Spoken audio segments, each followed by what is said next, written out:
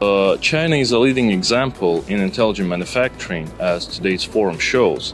And moreover, in my opinion, China could be one of the flagships to deliver the technologies to other BRICS, BRICS Plus, or Global South countries. For instance, today there were some Egyptian, Ethiopian, some African projects were mentioned.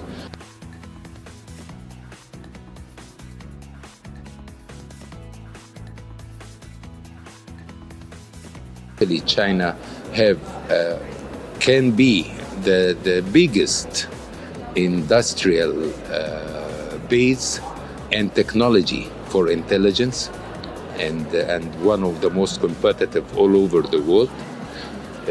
Arab countries are receiving this and cooperating in this, and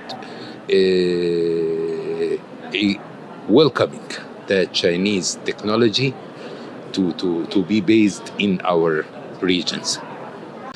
If we talk about the industrial intelligence and such a cooperation, we have a promising cooperation in this field.